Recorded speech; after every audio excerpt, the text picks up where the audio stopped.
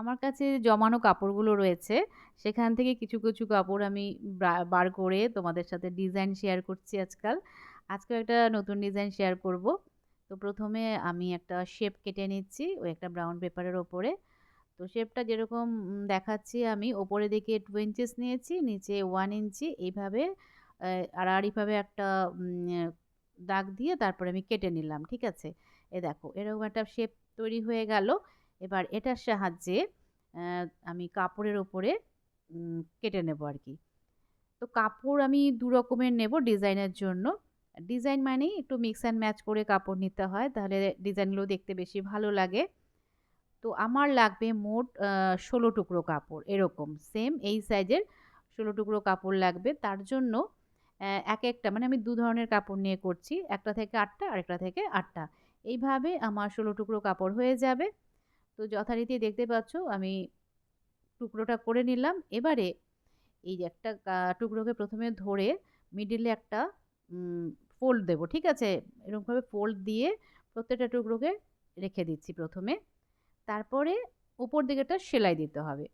যেদিকটা মানে ওই যে দেখতে পাচ্ছ 2 ইঞ্চিস দেওয়া করা আছে ওই দিকটা সেলাই করব।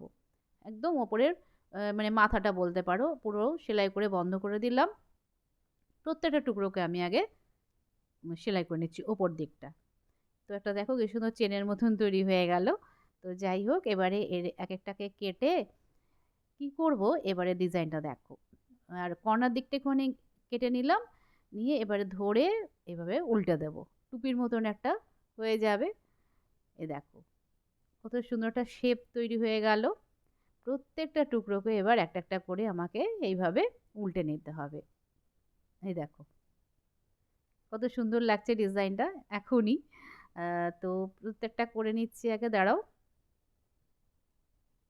তো হয়ে গেল। এবারে কি করতে হবে একটা, একটা করে না একটুখানি প্রেস করে নেব। তাতে করে সেটটা ভালো হবে ডিজাইনটা করার সময় আরকি। কাপড় ওই যে এলোমেলো থাকলে বা এবড়ো-খেবড়ো থাকলে সেলাই করতেও ভালো লাগে না। আর তাছাড়া ফিনিশিং তো একদমই ভালো আসে না। এই দেখো কত সুন্দর হয়ে গেল সেট আরকি কাপড়গুলো, টুকরোগুলো। এবার এই দেখো 1 বাই 1 করে আমি সাজিয়ে নিচ্ছি। তো ১ম এ ৪ টে ৪ টে করে আমি সেলাই করব। তাতে করে সুবিধে হবে আরকি।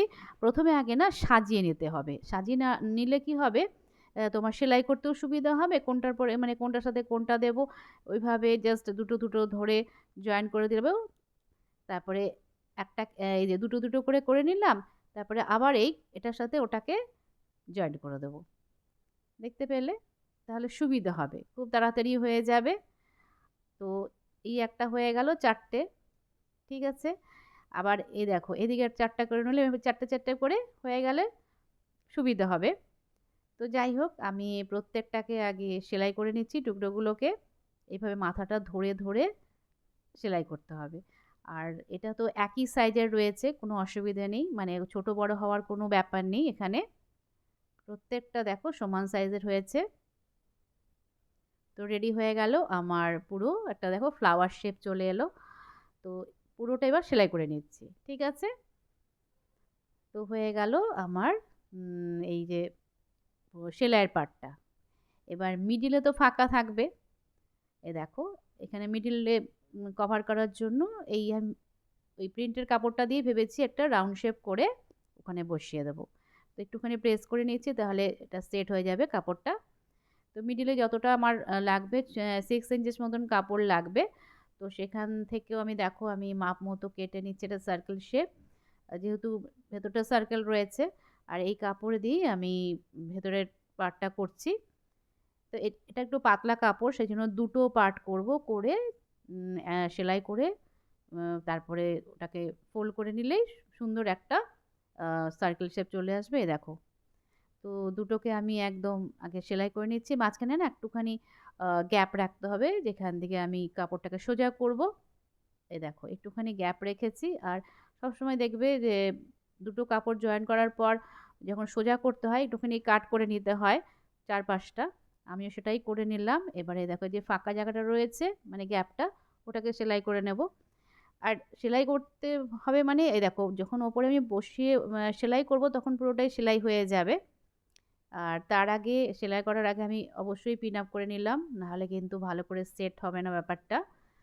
এবারে ধরে ধরে দেখো পিনগুলোকে আমি খুলে খুলে সেলাই করে নিচ্ছি ওপর পাটটা। পুরো একটা চাপ সেলাই দিয়ে দিচ্ছি, পুরো সেট হয়ে গেল। এটা দেখো এমনিও রাখা যায়, কিন্তু একটু প্যাচওয়ার্ক মতন করছি তো, তো এটা কুশন কাভার হোক, টেবিল ক্লথ হোক, বা দেখো বেড কভার হলেও খুব ভালো লাগবে ওপরে মাঝখানে বসিয়ে এটাকে সেলাই করে দিলেও বেড কভারের ওপরে খুবই ভালো লাগবে। তো আমার এই সাদা কাপড়ও রয়েছে অনেক, তো ভাবলাম একটা টেবিল রানার তৈরি করে দিই। এই মিডিলে বসিয়ে আগে পিন আপ করে নিলাম, সেট করে নিলাম অ্যাকচুয়ালি। এবার প্রত্যেকটা ওই যে ওপরে পাটটা ধরে ধরে ধরে ধরে, ঠিক আছে, এই যে কর্নারগুলো ধরে ধরে সেলাই করতে হবে, তাহলে পুরো অ্যাটাচ হয়ে যাবে ওই সাদা কাপড়টার মধ্যে। আর এই প্যাচওয়ার্কগুলো না অ্যাকচুয়ালি হোয়াইট বা অফ হোয়াইট এই ধরনের কাপড়ের ওপরে বসালে, বা যে কোনো এক কালারের ওপরে বসালে দেখতে বেশি ভালো হয়, জিনিসটা ফোটেও। আর সাদার ওপরে করলে তো বেশি ফোটে, দেখতেই পাচ্ছ, ভীষণ একটা কালারফুল ব্যাপার চলে আসে। তা কত সুন্দর একটা ডিজাইন দেখো তৈরি হয়ে গেল। যে কাপড়গুলো সব দেখো পড়েই ছিল ঘরে। হ্যাঁ, তো ফাইনাল লুকটা দেখতেই পাচ্ছ।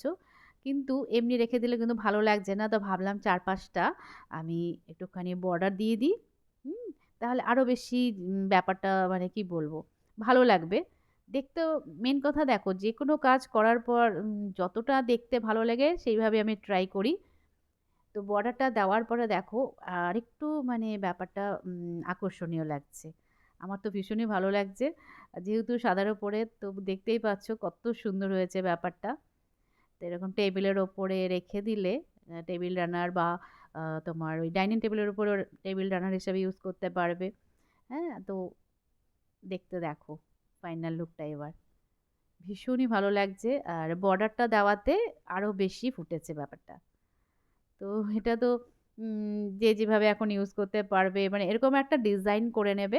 নেওয়ার পরে সে টেবিল ক্লথ হোক যা হোক, ডিজাইনটাই মেন। আর টুকরো টুকরো কাপড়ের সাহায্যে এত ভালো লাগছে দেখো। তো আজকে এইটুকুই তোমাদের সাথে শেয়ার করলাম। যদি ভালো লাগে একটা অবশ্যই লাইক করে দিও। তো চলো আজকের মতন টাটা, আবার দেখা হবে এরকমই নতুন কোনো ব্লগে।